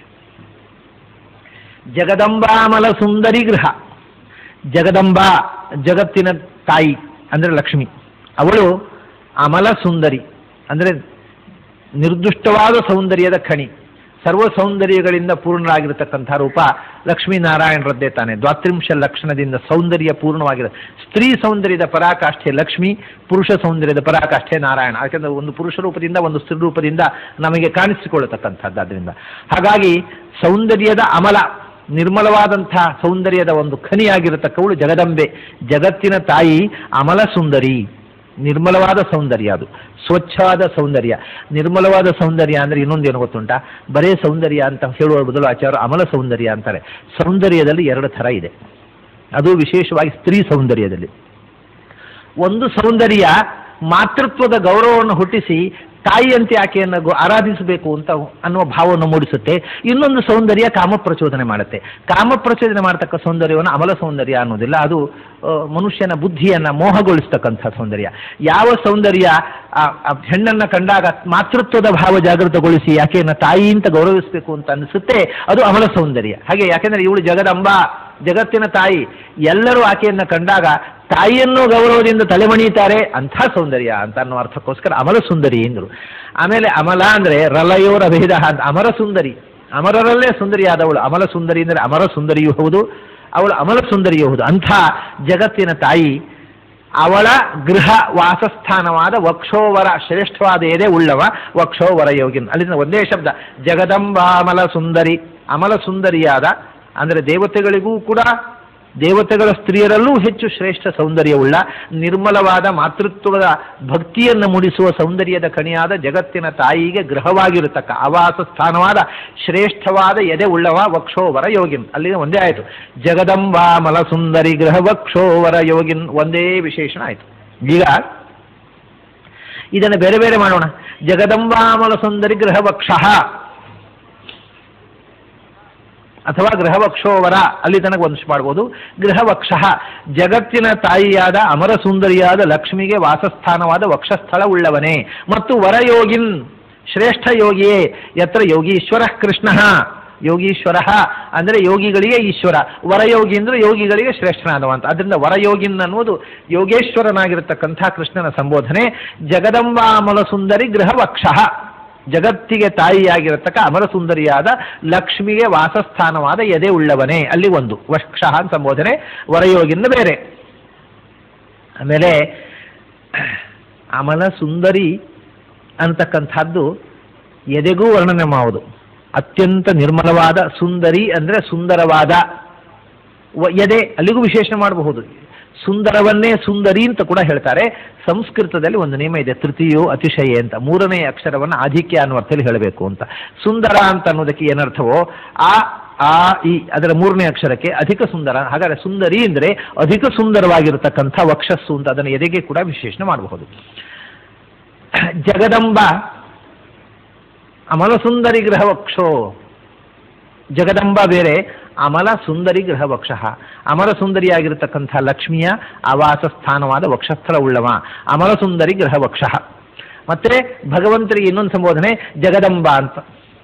ಜಗದಂಬ ಅಂದರೆ ಜಗತ್ತಿನ ತಂದೆಯೇ ಅಂತ ಅರ್ಥ. ಅಂಬಾ ಅಂತ ಅನ್ನೋದಕ್ಕೆ, ಅಂಬಕ ಅಂದರೆ ತಂದೆ, ಅಂಬಿಕಾ ಅಂದರೆ ತಾಯಿ. ಸಂಸ್ಥೆಯಲ್ಲಿ ಅಂಬಾ ಅನ್ನೋದು ಪುಲ್ಲಿಂಗದಲ್ಲಿ ಪ್ರಯೋಗ ಮಾಡಿ ತಂದೆ ಅಂತ ಅರ್ಥ. ಅಂಬಾ ಅನ್ನೋದಕ್ಕೆ ತಂದೆ ಅಂತ ಅರ್ಥ, ತಾಯಿ ಎಂದು ಅರ್ಥ. ಭಗವಂತ ಜಗತ್ತಿನ ತಂದೆಯೂ ಹೌದು, ತಾಯಿ ಹೌದು. ತ್ವಮೇವ ಮಾತಾಜ ಪಿತಾ ತ್ವಮೇವ. ಜಗದಂಬ ಅಂದರೆ ಜಗತ್ತಿನ ತಾಯಿಯೇ ಅಂತಲೂ ಆಗಬಹುದು, ಜಗತ್ತಿನ ತಂದೆಯೇ ಅಂತ ಆಗಬಹುದು ಸಂಸ್ಕೃತದಲ್ಲಿ. ಅದೇ ಕನ್ನಡದಲ್ಲಿ ಅಮ್ಮ ಅಂದರೆ ತಾಯಿ, ಅಂಬಾ ಅನ್ನೋದಿನ ಅಮ್ಮ ಮದ್ದತ್ತು. ಕನ್ನಡದಲ್ಲಿ ಅಮ್ಮ ಅಂದರೆ ತಾಯಿ, ತುಳುವಿನಲ್ಲಿ ಅಮ್ಮೆ ಅಂದರೆ ತಂದೆ, ಅಪ್ಪೆ ಅಂದರೆ ತಾಯಿ. ಅಪ್ಪ ಅಂದರೆ ತಂದೆ, ಅಮ್ಮ ಅಂದರೆ ತಾಯಿ ಕನ್ನಡದಲ್ಲಿ. ತುಳುವಿನಲ್ಲಿ ತಿರುವು ಮುರುವುದು. ಅಪ್ಪ ಅಂದರೆ ತಂದೆ ಅಲ್ಲ, ತಾಯಿ. ಅಪ್ಪೆ ಅಂದರೆ ತಾಯಿ, ಅಮ್ಮೆ ಅಂದರೆ ತಂದೆ. ಅಮ್ಮೆ ಅಪ್ಪೆ ಅಂತ ಹೇಳ್ತಾರೆ ತುಳುವಿನಲ್ಲಿ. ಅಮ್ಮೆ ಅಂದರೆ ತಂದೆ, ಅಪ್ಪೆ ಅಂದರೆ ತಾಯಿ. ಅಪ್ಪ ಅಮ್ಮ ಅಂದರೆ ಅಪ್ಪ ಅಂದರೆ ತಾಯಿ, ಅಮ್ಮ ಅಂದರೆ ತಂದೆ ತುಳುವಿನಲ್ಲಿ. ಕನ್ನಡದಲ್ಲಿ ಅಮ್ಮ ಅಂದರೆ ತಾಯಿ, ಅಪ್ಪ ಅಂತ ತಂದೆ. ಸಂಸ್ಥೆಯಲ್ಲಿ ಎರಡು ಅರ್ಥವೂ ಇದೆ. ಅಮ್ಮ ಅಂದರೆ ತಾಯಿಯೂ ಹೌದು, ಅಂಬ ಅಂದರೆ ತಾಯಿಯೂ ಹೌದು, ತಂದೆಯೂ ಹೌದು. ಅಪ್ಪ ಅಂದರೆ ಸಾಮಾನ್ಯವಾಗಿ ತಂದೆ ಅಂತಲೇ ಅರ್ಥ. ಅಪ್ಪ ಪಾಲನೆ ಅಂತ ಅಪ್ಪ, ಅದೇ ಅಪ್ಪವೇ ಆಗಿದೆ. ಅಪ್ಪ ಅನ್ನೋದು ತಾಯಿ ಅನ್ನೋ ಅರ್ಥದಲ್ಲಿ ಅಬ್ಬೆ ಅಂತಾಗಿದೆ. ಕನ್ನಡದಲ್ಲಿ ತುಳುವಿನಲ್ಲಿ ಅಪ್ಪೆ ಅಂತಾರೆ, ಕನ್ನಡದಲ್ಲಿ ಪಕಾರಕ್ಕೆ ಪಕಾರ ಬಂದು ಅಬ್ಬೆ ಅಂತಾರೆ. ಅಬ್ಬೆ ಅಂದರೆ ತಾಯಿ, ಅಬ್ಬೆ ಅವ್ವೆ, ಅದು ಅಪ್ಪದಿಂದ ಬಂದದ್ದು. ಹಾಗಾಗಿ ಅಪ್ಪ ಅಂದರೆ ತಂದೆಯೂ ಹೌದು, ತಾಯಿಯೂ ಹೌದು. ಅಂಬ ಅಂದರೆ ಅಮ್ಮ, ತಂದೆಯೂ ಹೌದು, ತಾಯಿಯೂ ಹೌದು ಸಂಸ್ಕೃತದಲ್ಲಿ. ಹಾಗಾಗಿ ಜಗದಂಬ ಅಂತ ಸಂಬೋಧನೆ ಇದೆ. ಅಂದರೆ ಜಗತ್ತಿನ ತಂದೆಯೇ, ಜಗತ್ತಿನ ತಾಯಿಯೇ, ಎರಡೂ ಆದವನು ಅವನೊಬ್ಬನೇ. ಕೆಲವರು ತಂದೆ ಆಗಬಹುದು, ಕೆಲವರು ತಾಯಿ ಆಗಬಹುದು. ತಂದೆ ಆದವನು ತಾಯಿ ಆಗುವುದು ಸಾಧ್ಯ ಇಲ್ಲ, ತಾಯಿ ಆದವಳು ತಂದೆ ಆಗುವುದು ಸಾಧ್ಯ ಇಲ್ಲ. ಇವನು ತಂದೆಯೂ ಹೌದು, ತಾಯಿಯೂ ಹೌದು. ಅದರಿಂದ ಅವನನ್ನು ಜಗದಂಬ ಅಂತ ಕರೀತಾರೆ. ಜಗದಂಬ ಅಮಲ ಸುಂದರಿ ಗೃಹ ವಕ್ಷ, ಅಮರರಿಗೂ ಸುಂದರಿಯಾಗಿರತಕ್ಕ ಪರಮ ಸುಂದರಿಯಾದಂಥ ಲಕ್ಷ್ಮಿಯ ಆವಾಸ ಸ್ಥಾನವಾದ ವಕ್ಷಸ್ಥಳವುಳ್ಳವ. ವರಯೋಗಿನ್, ಯೋಗಿಗಳಿಗೂ ಶ್ರೇಷ್ಠನಾಗಿರತಕ್ಕಂಥ ಶ್ರೇಷ್ಠ ಯೋಗಿ. ಜಗದಂಬಾಮಲ ಸುಂದರಿ ಗೃಹವಕ್ಷೋ ವರಯೋಗಿನ್. ಕರುಣಾಪೂರ್ಣವರಪ್ರದ ಚರಿತಂ ಜ್ಞಾಪಯಮೇತೆ. ಆಮೇಲೆ ದಿತಿಜಾಂತಪ್ರದ ಚಕ್ರಧರ ಗದಾ ಯುಗ್ವರ ಬಾಹೋ ಕರುಣಾಪೂರ್ಣವರಪ್ರದ ಚರಿತಂ ಜ್ಞಾಪಯಮೇತೆ.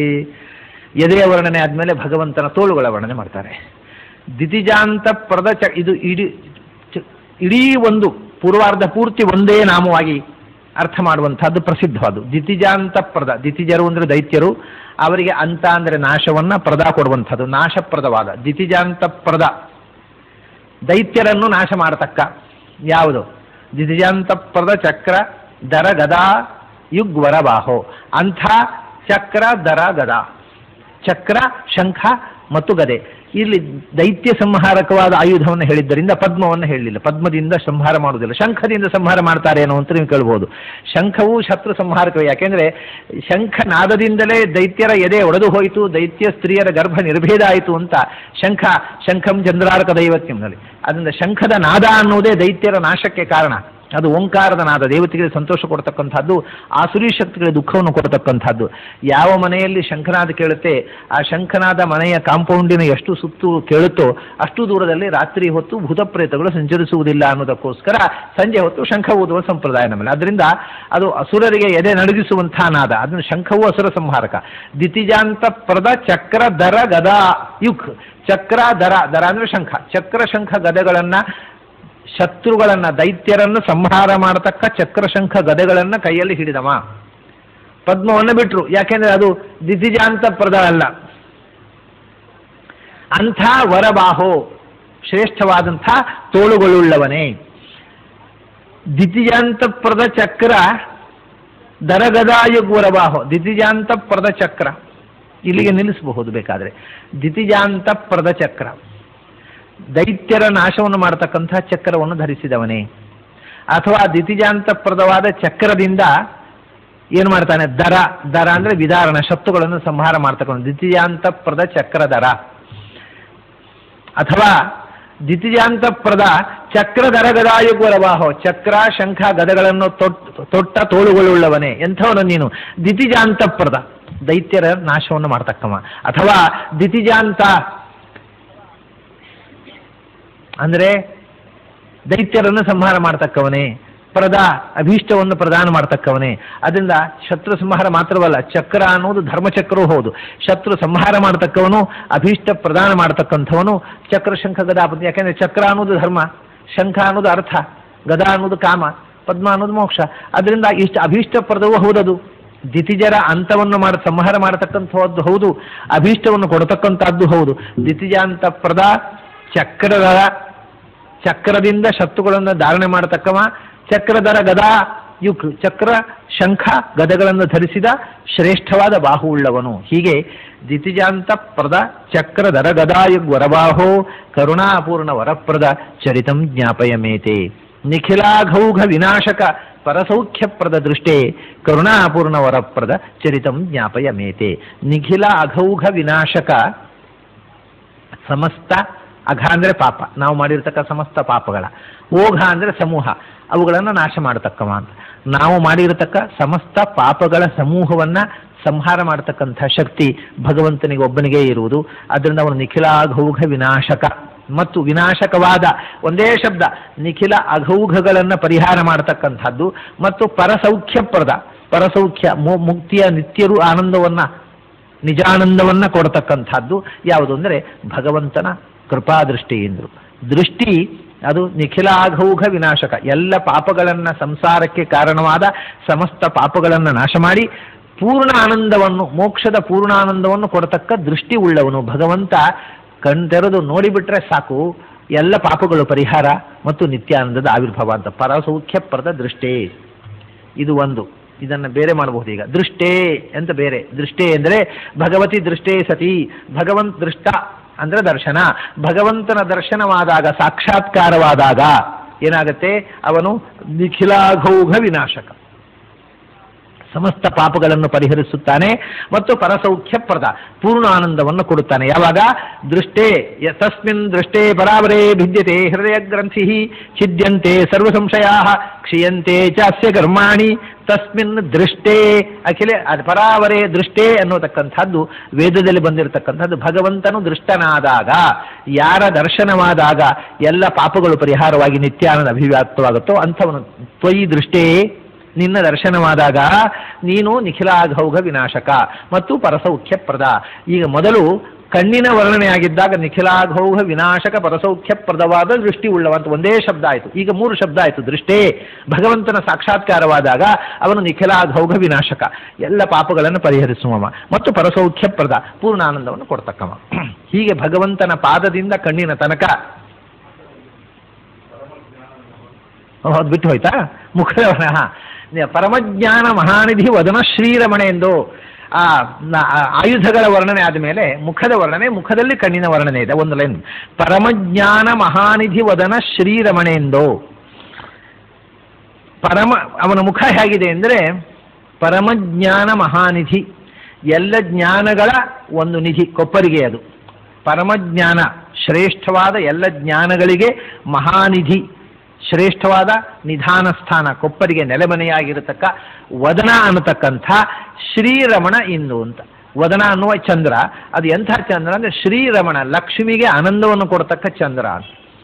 ಜ್ಞಾನಗಳಿಗೆ ನಿಧಿಯಾದ ಲಕ್ಷ್ಮಿಗೆ ಆನಂದವನ್ನು ಕೊಡ್ತಕ್ಕ ಮುಖ ಅನ್ನುವ ಚಂದ್ರ ಉಳ್ಳವನೇ ಅಂತ.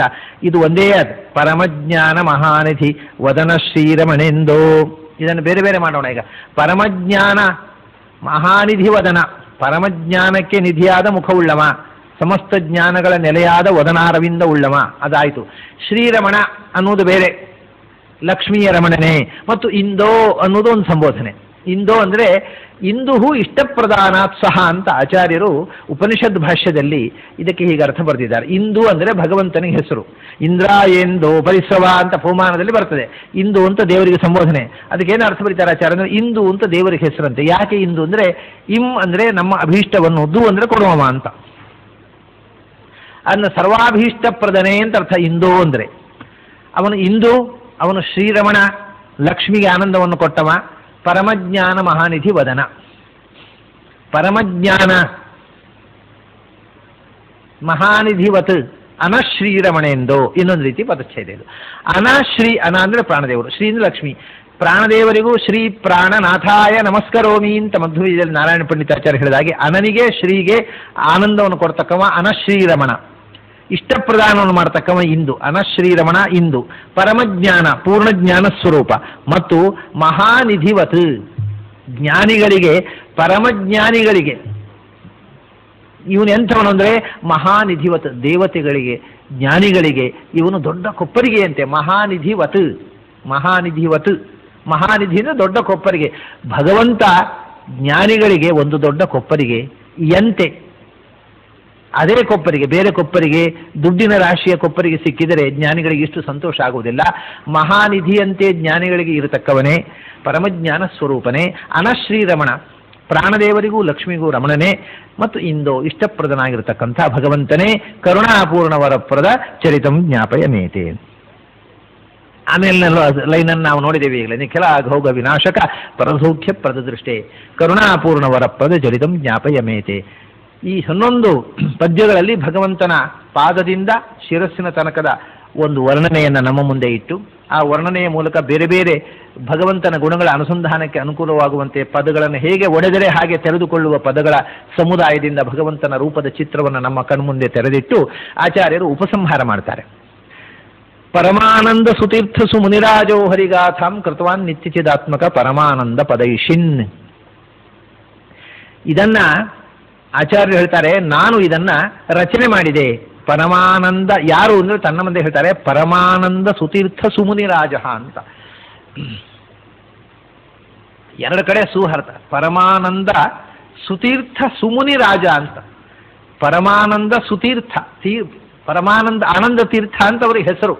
ಆದರೆ ಅದಕ್ಕೆ 2 ಆಡ್ಜೆಕ್ಟಿವ್ಸ್ ಹಾಕ್ತಾರೆ. ಪರಮಾನಂದ ಸುತೀರ್ಥ ಅಂತ ತನ್ನನ್ನು ಹೇಳಿಕೊಳ್ತಾರೆ ಆಚಾರ್ಯ. ನಾನು ಬರಿಯ ಆನಂದ ತೀರ್ಥ ಅಲ್ಲ, ಪರಮಾನಂದ ತೀರ್ಥ. ಬರಿಯ ಪರಮಾನಂದ, ಬರಿಯ ತೀರ್ಥ ಅಲ್ಲ, ಸುತೀರ್ಥ ಅಂತಾರೆ. ಅಂದರೆ ತೀರ್ಥ ಶಬ್ದ ಅನ್ನೋದು ಹಿಂದೆ ಯಾವಾಗ ಕೊಡ್ತಿದ್ರು ಅಂದರೆ, ಶಾಸ್ತ್ರದ ಜಲಧಿಯಲ್ಲಿ ಮಿಂದು ಆಚೆಯ ದಡವನ್ನು ಸೇರಿದವರು ಪಾರಂಗತರು, ಆ ಶಾಸ್ತ್ರ ಜಲಧಿಯಲ್ಲಿ ಪಾರಂಗತರಾಗಿ ಆ ಶಾಸ್ತ್ರ ವೇದಾಂತ ಸಾಮ್ರಾಜ್ಯದಲ್ಲಿ ಪಟ್ಟಾಭಿಷೇಕ ಮಾಡಿದಾಗ ಆ ಶಬ್ದ ಕೊಡ್ತಿದ್ರು. ತೀರ್ಥ ಅನ್ನುವ ಶಬ್ದ ಸನ್ಯಾಸದಲ್ಲಿ ಕೊಡುವಂತಹ ಶಬ್ದ ಅಲ್ಲ. ಸನ್ಯಾಸಿಗ ಆಚಾರ್ಯರು ಸನ್ಯಾಸ ಕೊಡುವಾಗ ಯಾರಿಗೂ ತೀರ್ಥ ಶಬ್ದವನ್ನು ಕೊಡಲಿಲ್ಲ. ಆಚಾರ್ಯರಿಗೆ ಸನ್ಯಾಸ ಆಗುವಾಗಲೂ ಅಚ್ಯುತ ಪ್ರಜ್ಞರು ತೀರ್ಥ ಶಬ್ದವನ್ನು ಕೊಡಲಿಲ್ಲ. ಅವರು ಕೊಟ್ಟದ್ದು ಪೂರ್ಣ ಪ್ರಜ್ಞಾ. ಪೂರ್ಣ ಪ್ರಜ್ಞೆ ತೀರ್ಥರು ಅಂತ ಹೇಳುವ ಕ್ರಮ ಇಲ್ಲ. ಪೂರ್ಣ ಪ್ರಜ್ಞಾ ಅಚ್ಯುತ ಪ್ರಜ್ಞರು ಅಂತ ಅವರಿಗೆ ಆಶ್ರಮದಲ್ಲಿ ಬಂದ ಹೆಸರು, ಅವರ ಗುರು ಆಚಾರ್ಯ ಆಶ್ರಮ ಕೊಟ್ಟವರಿಗೆ. ಅವರು ಆಚಾರ್ಯರಿಗೆ ಕೊಟ್ಟದ್ದು ಪೂರ್ಣ ಪ್ರಜ್ಞಾ ಅಂತ. ಆಚಾರ್ಯರು ತನ್ನ ಶಿಷ್ಯರಿಗೆ ಒಂದೇ ಹೃಷಿಕೇಶ ಮಥೋಂದ್ರ ಸಿಂಹಂ ಜನಾರ್ದನಂ ಚಿಂತೆಯ ಧೀರುಪೇಂದ್ರಂ ಶ್ರೀವಾಮನಂ ಸಂಸ್ಮರ ವಿಷ್ಣುಮೇಮಿ ಶ್ರೀರಾಮ ಮಂಚೇಹಂ ಅಧೋಕ್ಷಜಂಚ. ಇಷ್ಟೇ. ಹೃಷಿಕೇಶ, ಪದ್ಮನಾಭ, ನರಸಿಂಹ ಹೀಗೆ ಹೆಸರು ಕೊಟ್ಟದವರು. ಹೃಷಿಕೇಶ ತೀರ್ಥ ಅಂತ ಕೊಡಲಿಲ್ಲ. ಅದನ್ನು ಅದೇ ರೀತಿ ಮಧ್ವದಲ್ಲೂ ಹೇಳಿದ್ದಾರೆ. ಇದನ್ನು ಹೃಷಿಕೇಶ ಅವರು ಮೊದಲು ಆಶ್ರಮ ಕೊಟ್ಟದ್ದು ಪಲಿಮಾರ್ ಮಠದ ಸ್ವಾಮಿಗಳಿಗೆ. ಅವರಿಗೆ ಹೃಷಿಕೇಶ ಅಂತ ಹೆಸರಿಟ್ಟು. ಹೃಷಿಕೇಶ ತೀರ್ಥ ಅಲ್ಲ. ಅದರ ನಂತರ ಆಶ್ರಮ ಕೊಟ್ಟದ್ದು ಪದ್ಮನಾಭ ತೀರ್ಥರಿಗೆ. ಅವರಿಗೆ ಪದ್ಮನಾಭ ಅಂತ ಹೆಸರು ಕೊಟ್ಟರು. ಎರಡನೇ ಶಿಷ್ಯ ಅವರು. 3ನೇ ಶಿಷ್ಯ ಅವರಿಗೆ ನರಸಿಂಹ ತೀರ್ಥರು ಅಂತ ಉಡುಪಿಯಲ್ಲಿ ಪ್ರಸಿದ್ಧರಾಗಿರತಕ್ಕಂಥ ನರಹರಿ ತೀರ್ಥರು. ಅವರನ್ನು ನರಹರಿ ತೀರ್ಥರು ಅಂತ ಮತ್ತೆ ಆದದ್ದು. ಅವರಿಗೆ ನರಹರಿ ಅಂತ ಹೆಸರು ಕೊಟ್ಟರು. ಅವರು ಮೊದಲು ಅಧಮಾನ ಮಠದ ಯತಿಗಳಾಗಿದ್ದರು, ಆಮೇಲೆ ಉತ್ತರಾದಿ ಮಠದ ಯತಿಗಳಾಗಿದ್ದರು. ಒಬ್ಬರೇ 2 ಮಠದ ಆಧಿಪತ್ಯವನ್ನು ನೋಡಿದ್ರು. ಅವರು 3ನೇ ಯತಿಗಳು, 3ನೇ ಶಿಷ್ಯ. ಹೃಷಿಕೇಶ, ಪದ್ಮನಾಭ, ನರಹರಿ. ಒಂದೇ ಹೃಷಿಕೇಶ ಮಥೋ ನೃಸಿಂಹಂ. ಜನಾರ್ದನ ತೀರ್ಥ ಅಲ್ಲ, ಅವರೇ ಕೃಷ್ಣಾಪುರ ಮಠದ ಮೂಲಯತಿಗಳು. ಉಪೇಂದ್ರ ಪುತ್ತಿಗೆ ಮಠದ ಮೂಲತಿಗಳು. ಶ್ರೀ ವಾಮನಂ ಸಂಸ್ಮರ, ವಾಮನ ಅಂದರೆ ಶಿರೂರು ಮಠದವರು. ವಿಷ್ಣು ಸೋದೆ ಮಠ. ಆಮೇಲೆ ಶ್ರೀರಾಮ ಮಂಚೇಹಂ ಅಧೋಕ್ಷಜಂಚ. ರಾಮ ಅಂತಂದರೆ ಕಾಣೀರು ಮಠದ ಮೂಲಯತಿಗಳು, ಅಧೋಕ್ಷಜ ಪೇಜಾವರ ಮಠದ ಮೂಲಯತಿಗಳು. ಹೀಗೆ ಅವರು 9 ಜನ ಶಿಷ್ಯರಿದ್ದದ್ದು, ಸನ್ಯಾಸಿ ಶಿಷ್ಯರು. ಹೃಷಿಕೇಶ, ಪದ್ಮನಾಭ, ನರಹರಿ, ಜನಾರ್ದನ, ಉಪೇಂದ್ರ, ವಾಮನ, ವಿಷ್ಣು, ರಾಮ, ಅಧೋಕ್ಷಜ. 9 ಜನ ಸನ್ಯಾಸಿ ಶಿಷ್ಯರಿದ್ದದ್ದು. ಇವರಿಂದ ಮತ್ತೆ ಅನೇಕ ಮಂದಿ ಶಿಷ್ಯರು ಬೆಳ್ಕೊಂಡು ಬಂದು ಮಠಗಳ ಭೇದ ಆಯಿತು. ಇವರೆಲ್ಲರಿಗೂ ತೀರ್ಥನಾಮ ಕೊಟ್ಟಿಲ್ಲ ಅವರು. ತೀರ್ಥ ಅಂತ ಅನ್ನೋ ಶಬ್ದ ಅವರಿಗೆ ಮಠಾಧಿಪತಿಯಾಗಿ ಪಟ್ಟಾಭಿಷೇಕ ಆದಾಗ ಬರತಕ್ಕಂಥದ್ದು. ಸನ್ಯಾಸ ಆದಾಗ ಬರೇ ಹೆಸರು. ಸನ್ಯಾಸ ಕೊಟ್ಟಾಗ ಹೃಷಿಕೇಶ, ಆಮೇಲೆ ಪಟ್ಟಾಭಿಷೇಕ ಆದಾಗ ಹೃಷಿಕೇಶ ತೀರ್ಥ ಆದರು. ಎಲ್ಲ ಯತಿಗಳು ಅವರು ಸನ್ಯಾಸದಲ್ಲಿ ತೀರ್ಥ ಶಬ್ದ ಇಲ್ಲ, ಪೀಠಾಧಿಪತ್ಯ ಬಂದಾಗ ತೀರ್ಥ ಶಬ್ದ. ಹಾಗೆ ಆಚಾರ್ಯರಿಗೆ ಪೂರ್ಣ ಪ್ರಜ್ಞಾ ಅಂತ ಸನ್ಯಾಸದಲ್ಲಿ ಹೆಸರು ಕೊಟ್ಟದ್ದು. ಆಮೇಲೆ ವೇದಾಂತ ವಿದ್ಯಾ ನಿಜರಾಜ್ಯ ಪಾಲನೆಯ ಸಂಕಲ್ಪ್ಯಮಾನ ಗುರುಣ ಆನಂದ ತೀರ್ಥ ಅಂತ ಹೆಸರು ಕೊಟ್ಟರಾಗ. 2ನೇ ಪಟ್ಟಾಭಿಷೇಕ ಮಾಡೋ ಕೊಟ್ಟ ಹೆಸರು ತೀರ್ಥ ಅಂತ. ಇವರಿಗೂ ಹಾಗೆ ಮೊದಲು 2 ಬೇರೆ ಬೇರೆ ಹೆಸರನ್ನು ಕೊಡ್ತಿದ್ರು. ಆಚಾರ್ಯರು 2 ಹೆಸರು ಕೊಟ್ಟಿಲ್ಲ, ಅದರಿಂದ ಅನಂತರ ನಮ್ಮಲ್ಲಿ ಹೋಯಿತು. ಆಚಾರ್ಯರ ತನಕ ನೋಡಿ ಆಶ್ರಮ ಕೊಡುವಾಗ ಕೊಟ್ಟ ಹೆಸರು ಅವರ ಗುರುಗಳಿಗೆ ಅಚ್ಯುತ ಪ್ರಜ್ಞಾ ಅಂತ, ಆಚಾರ್ಯರಿಗೆ ಪೂರ್ಣ ಪ್ರಜ್ಞಾ ಅಂತ. ಪಟ್ಟಾಭಿಷೇಕ ಆದಾಗ ಅಚ್ಯುತ ಪ್ರಜ್ಞರಿಗೆ ಪಟ್ಟಾಭಿಷೇಕ ಆದಾಗ ಪುರುಷೋತ್ತಮ ತೀರ್ಥ ಅಂತ ಹೆಸರು, ಆಚಾರ್ಯರಿಗೆ ಆನಂದ ತೀರ್ಥ ಅಂತ. ಮೊದಲನೇ ಹೆಸರೇ ಬೇರೆ, ಮತ್ತೆ ಹೆಸರೇ ಬೇರೆ. ಈಗ ಹಿಂದೆ ಹೆಣ್ಮಕ್ಕಳಿಗೆ ನಾಮಕರಣ ಒಂದು, ಮದುವೆಯಲ್ಲಿ ಒಂದು ಹೆಸರು ಇಡ್ತಿದ್ರಲ್ಲ ಹಾಗೆ. ಆಮೇಲೆ ಆಚಾರ್ಯರು ತನ್ನ ಶಿಷ್ಯರಿಗೆ ಬೇರೆ ಹೆಸರು ಕೊಡಲಿಲ್ಲ, ಪಟ್ಟಾಭಿಷೇಕ. ಅವರು ಪಟ್ಟಾಭಿಷೇಕವೇ ಮಾಡಿದ್ದಾರೋ ಇಲ್ಲೋ ಸಂದೇಹ, ಬರೀ ಬಿಡಿ ಸನ್ಯಾಸಿಗಳಾಗಿ ಧರ್ಮ ಪ್ರಚಾರ ಮಾಡಿ ಅಂತ. ಅವರಿಗೆ ಪಟ್ಟವೂ ಕೊಟ್ಟಿಲ್ಲ, ಅವರಿಗೆ ಮಠವೂ ಕಟ್ಟಿಸಿಕೊಳ್ಳಿಲ್ಲ, ಇದೆಲ್ಲ ಇವರೇ ಕಟ್ಟಿಕೊಂಡದ್ದು. ಅದು ಮಠವೇ ಇಲ್ಲ, ಮೂಲ ಮಠ ಇಲ್ಲಿಂದ ಬರಬೇಕು. ಕೆಲವರು ಮೂಲ ಮಠ, ಕೆಲವು ನಿರ್ಮೂಲ ಮಠ ಅಂತೆಲ್ಲ ಶುರುವಾಯಿತು. ಆಮೇಲೆ ಯಾವ ಮಠವೂ ಕೊಟ್ಟಿಲ್ಲ ಆಚಾರ್ಯರು, ಕೌಪಿನ ದಂಡ ಮಾತ್ರ ಕೊಟ್ಟದ್ದು. ಇವೆಲ್ಲ ದಂಡ ಅಪರದಂಡವಾಗಿ ಕಟ್ಟಿಕೊಂಡದ್ದು ಇವರೆಲ್ಲ, ಬೇಕಾದ್ದು ಬೇಡವದ್ದೇ ಇಲ್ಲ. ಹಾಗಾಗಿ ಆಚಾರ್ಯರು ಯಾರಿಗೂ ತೀರ್ಥನಾಮವನ್ನೇ ಕೊಟ್ಟಿದ್ದಿಲ್ಲ, ಬರೇ ಹೆಸರು ಕೊಟ್ಟರು. ತೀರ್ಥ ಅಂದರೆ ಪಟ್ಟಾಭಿಷೇಕ ಆಗಬೇಕು. ಆಚಾರ್ಯ ಪಟ್ಟಾಭಿಷೇಕ ಮಾಡಿದ ದಾಖಲೆ ಇಲ್ಲ. ಆಚಾರ್ಯರಿಗೆ ಪಟ್ಟಾಭಿಷೇಕ ಮಾಡಿದ್ದಾರೆ ಅಚ್ಯುತ ಪ್ರಜ್ಞರು. ಆಚಾರ್ಯರು ತನ್ನ ಶಿಷ್ಯರಿಗೆ ಯಾರಿಗೂ ಪಟ್ಟಾಭಿಷೇಕ ಮಾಡಿದ್ದು ಮಧ್ವೆ ಹೇಳೋದಿಲ್ಲ, ಮಾಡಿರ್ಬೋದು ಬಿಟ್ಟಿರ್ಬೋದು, ಅದು ಮುಖ್ಯ ಅಲ್ಲ. ಅಂತೂ ಅವರು ತೀರ್ಥ ಅನ್ನೋದು ಪಟ್ಟಾಭಿಷೇಕ ಆದಾಗ ಬರುವುದು. ಅದನ್ನು ಸಾರ್ಥಕಗೊಳಿಸಿದವರು ಆಚಾರ್ಯ, ಅದನ್ನ ಅವರು ತನ್ನನ್ನು ಸುತೀರ್ಥ ಅಂತ ಹೇಳ್ತಾರೆ. ಆ ಶಾಸ್ತ್ರದ ತೀರ್ಥ ಅಂದರೆ ತೀರ ಪಾರಗಮನೆ ಅಂತ, ಪಾರ ತೀರ ಪಾರಗಮನೆ ಅಂತ. ತೀರ ಅಂದರೆ ದಾಟಿದವರು ಅಂತ ಅರ್ಥ, ಆಚೆಯ ತೀರಕ್ಕೆ ಹೋದವರು ತೀರ್ಥರು. ಪಾರ್ಥ ಅಂದ್ರೆ ಅದೇ ಅರ್ಥ, ಪಾರಕ್ಕೆ ಹೋದವರು. ಆಚೆಯ ದಡಕ್ಕೆ ಪಾರ್ಥ ತೀರ್ಥ ಅನ್ನೋದಕ್ಕೆ ಸಂಸಲ ಒಂದೇ ಅರ್ಥ. ಅದನ್ನ ಆಚೆಯ ದಡ ಸೇರಿದವರು ತೀರ್ಥರು. ಶಾಸ್ತ್ರದ ಜಲಧಿಯನ್ನು ದಾಟಿದವರು ಅವರು ತೀರ್ಥ. ಅದು ಪೂರ್ತಿಯಾಗಿ ಸಮಸ್ತ ಶಾಸ್ತ್ರ ಜಲಧಿಯನ್ನು ದಾಟಿ ಸಮಸ್ತ ಶಾಸ್ತ್ರದ ಸಾರವನ್ನು ಜಗತ್ತಿಗೆ ಕೊಟ್ಟವರು. ಅದರಿಂದ ಅವರು ಹೇಳ್ತಾರೆ ತಾನು ಸುತೀರ್ಥ ಅಂತ. ತೀರ್ಥದಲ್ಲಿ ನಮ್ಮನ್ನು ಸ್ವಚ್ಛ ಮಾಡುವ ತೀರ್ಥಗಳಿರ್ತವೆ, ಮಿಂದದ್ರಿಂದೇ ಕೊಳಕಾಗುವ ತೀರ್ಥಗಳಿರ್ತವೆ. ಮತ್ತು ನಾವು ಮನೆಯಲ್ಲಿ ಸೋಪ್ ಹಾಕಿ ತೊಳಿಬೇಕಾಗುತ್ತೆ ಕೆಲವು ತೀರ್ಥದಲ್ಲಿ ಮಿಂದ್ರೆ, ಅಂಥ ತೀರ್ಥ ಅಲ್ಲ ಇದು, ಸ್ವಚ್ಛ ಮಾಡುವ ತೀರ್ಥ ಅಂತ. ಆಮೇಲೆ ಎಂಥ ಆನಂದ, ಕೆಲವರಿಗೆ ಆನಂದ ಅಂದರೆ ದುಃಖದಿಂದ ಬರುವ ಆನಂದ, ಕಷ್ಟಪಟ್ಟು ಪಡೆಯುವ ಆನಂದ, ಅದಲ್ಲ ಪರಮಾನಂದ. ದುಃಖರಹಿತವಾದ ಭಗವಂತನ ಜ್ಞಾನದಿಂದ ಬಂದಿರತಕ್ಕ ಆನಂದ, ಅದು ಪರಮಾನಂದದಿಂದ ತುಂಬಿರತಕ್ಕ ಸುತೀರ್ಥ ತಾನು ಅಂತ ಹೇಳ್ತಾರೆ, ಪರಮಾನಂದ ಸುತೀರ್ಥ. ಆಮೇಲೆ ಮುನಿ ರಾಜ ಅಲ್ಲ, ಸುಮುನಿ ರಾಜ ಅಂತಾರೆ. ಮುನಿಗಳಿಗೆ ಒಡೆಯ, ಅದು ಎಂಥ ಮುನಿಗಳಿಗೆ, ಶ್ರೇಷ್ಠ ಮುನಿಗಳಿಗೂ ತಾನು ಒಡೆಯ, ಸುಮುನಿ ರಾಜ ಅಂತ. ಸಮೀಚೀನರಾದಂಥ ಮುನಿಗಳು, ಮನನ ಮಾಡಿದವರು ಮುನಿಗಳು, ಶಾಸ್ತ್ರದ ಮನನ ಮಾಡುವವರು ಮುನಿಗಳು. ಅದರಲ್ಲಿಯೂ ಮನನವನ್ನು ಯಥಾವತ್ತಾಗಿ ಜ್ಞಾನ ಮಾರ್ಗದಲ್ಲಿ ಮನನ ಮಾಡತಕ್ಕಂಥ, ಸಮ್ಯಗ್ ಮನನ ಮಾಡತಕ್ಕವರು ಸುಮುನಿಗಳು. ಅಂಥ ಯಥಾರ್ಥವಾದ ಶಾಸ್ತ್ರ ಮನನ ಮಾಡಿದವರಿಗೆಲ್ಲ ರಾಜನಾಗಿರತಕ್ಕವ ತಾನು ಅಂತಾರೆ. ಪರಮಾನಂದ ಸುತೀರ್ಥ ಸುಮುನಿರಾಜ ಹರಿಗಾಥಾಂ ಕೃತವಾನ್. ಈ ಹರಿಯ ಗಾಥೆಯನ್ನು, ಗಾಥಾ ಅಂದರೆ ನಾವು ಹೇಳ್ತೇವಲ್ಲ ಹಾಡುಗಬ್ಬ ಅಂತ, ಅದಕ್ಕೆ ಗಾಥಾ ಅಂತಾರೆ. ಗಾಥಾ ಅಂದರೆ ಹಾಡುಗಬ್ಬ. ಭಗವಂತನ ಹಾಡುಗಬ್ಬವನ್ನು ಅಂದರೆ ಸಂಗೀತಬದ್ಧವಾಗಿ ಹಾಡಲಿಕ್ಕೆ, ಲಯಬದ್ಧವಾಗಿ ಗಾನ ಮಾಡಲಿಕ್ಕೆ ಬರತಕ್ಕಂಥ ಭಗವಂತನ ಈ ಹಾಡುಗಬ್ಬವನ್ನು ನಾನು ರಚಿಸಿದೆ ಅಂತಾರೆ. ಯಾಕೆ ರಚಿಸಿದೆ? ಹರಿಗಾಥಾಂ ಕೃತವಾನ್ ನಿತ್ಯ ಸುಪೂರ್ಣಕ ಪರಮಾನಂದ ಪದೇಶಿನ್. ನಿತ್ಯ ಸುಪೂರ್ಣಕ ಪರಮಾನಂದ ಪದೇಶಿನ್. ಭಗವನ್ ಪರಮಾನಂದ ಪದೈಷಿ ಅಂತ ಈಗ ಪ್ರಚಲಿತವಾದ ಪಾಠ.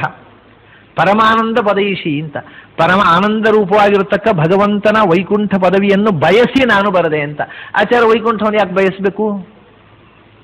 ಹಾಗಿದೆ ಈ ಪ್ರಿಂಟ್ ಆದದೆಲ್ಲ ಪರಮಾನಂದ ಪದೈಷಿ ಅಂದರೆ ಆನಂದ ಪದವಿಯನ್ನು, ಭಗವಂತನ ಮೋಕ್ಷ ರೂಪವಾದ ಆನಂದ ಪದವಿಯನ್ನು ಬಯಸಿ ನಾನು ರಚಿಸಿದೆ ಅಂತ.